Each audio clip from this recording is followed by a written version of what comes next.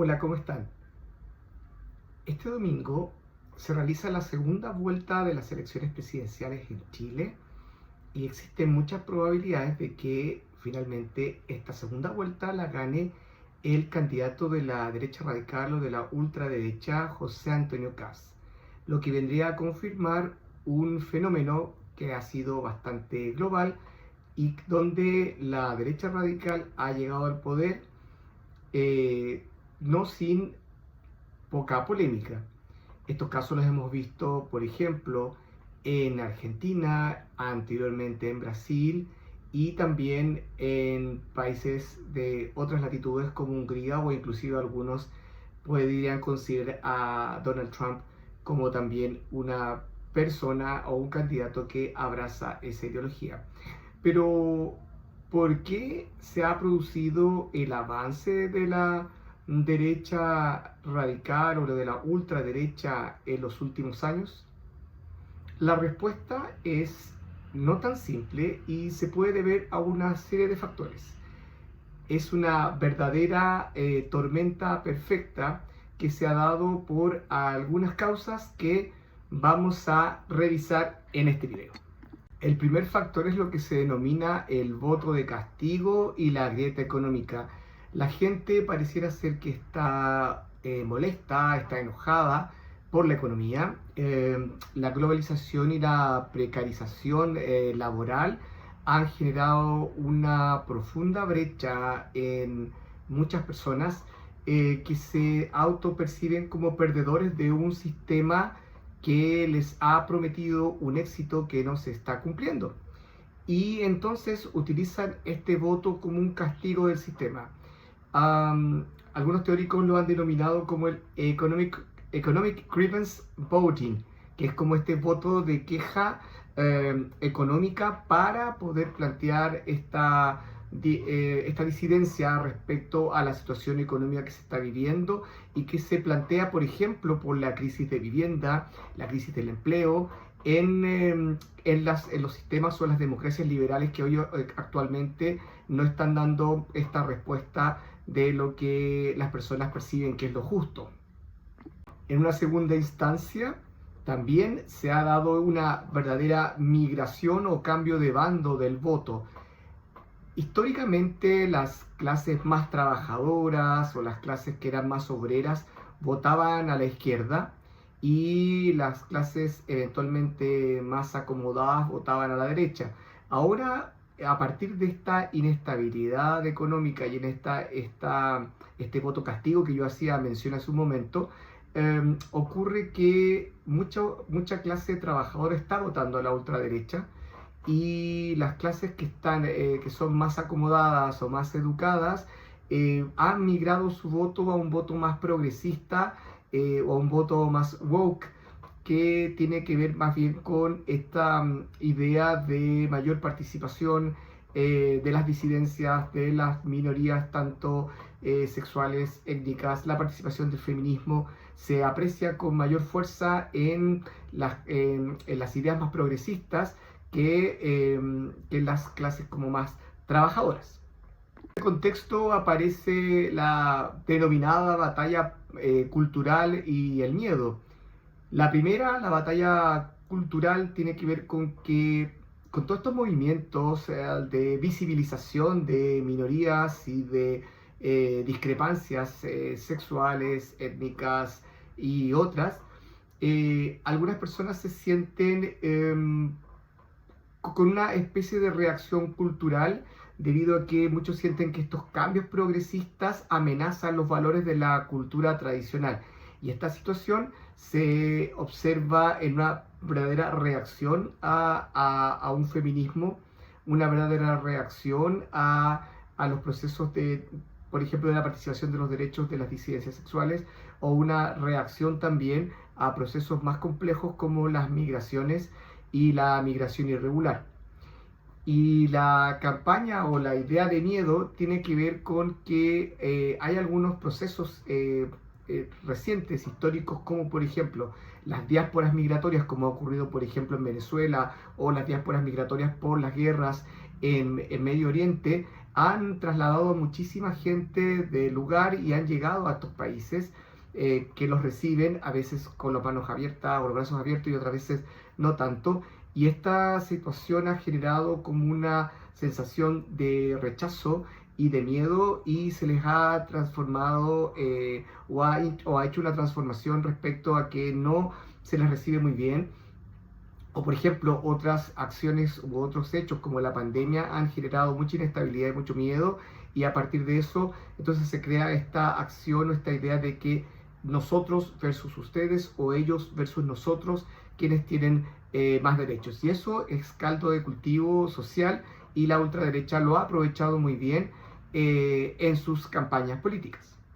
Muchos de estos mensajes que eran disruptores y que hace algunos años no se consideraban, no estaban tal vez en los medios de comunicación, hoy ya no es tabú. Existe lo que se denomina una normalización.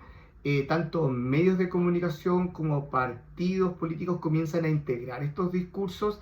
Ya no es tan extraño y no es tan rechazable estar en contra de la migración, estar en contra de ciertos derechos, y esta normalización hace que ya no parezca tan extraño decirlo en público. Ya algunos líderes políticos de la ultraderecha lo plantean en sus discursos y esto se va normalizando y por lo tanto se va generando un efecto de falsa creencia de que esto está normalizado y es adecuado.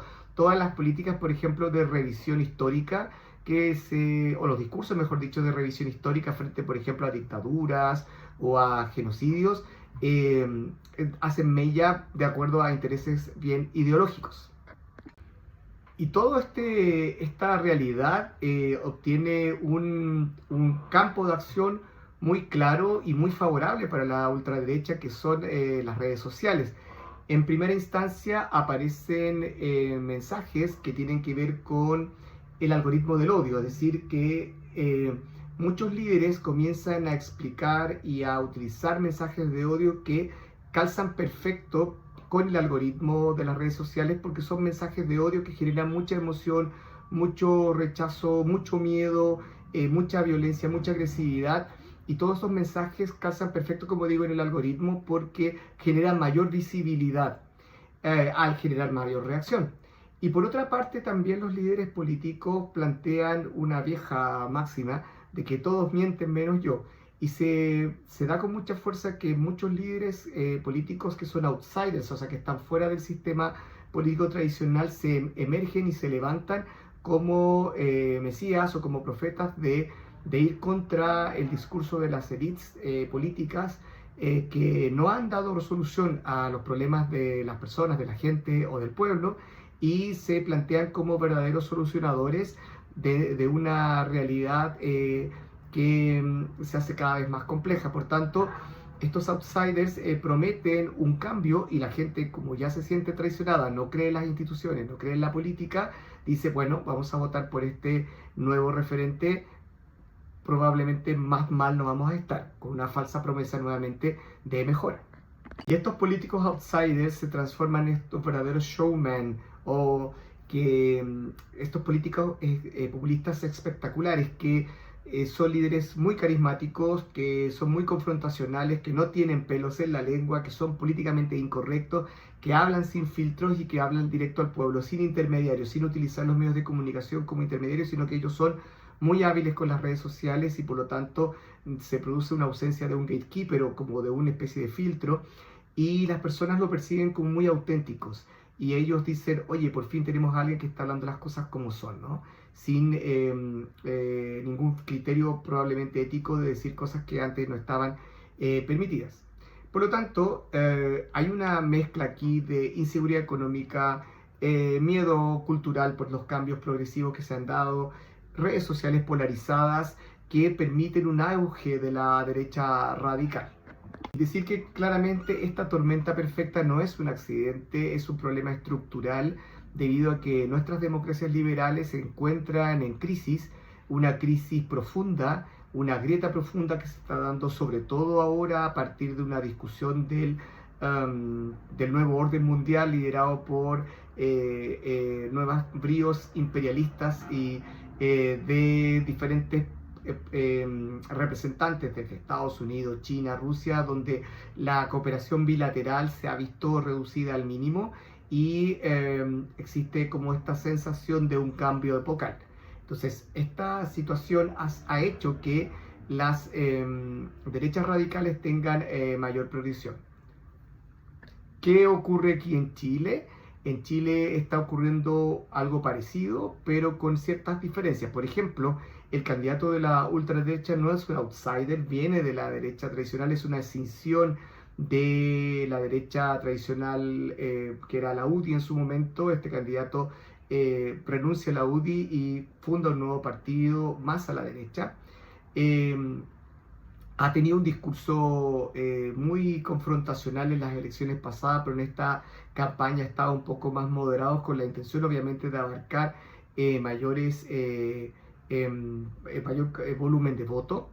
Pero existen otros candidatos, como por ejemplo en la primera vuelta Johannes Kaiser, que sí cumple esta característica de ser un outsider, líder carismático. Aquí en Chile también se dio, y lo hablábamos en un reel anterior, respecto a la candidatura de Franco Parisi, que él sí también es un outsider, un líder populista, que plantea esta desconfianza a las élites tradicionales y que efectivamente él no se percibe como un político tradicional y que plantea un verdadero cambio.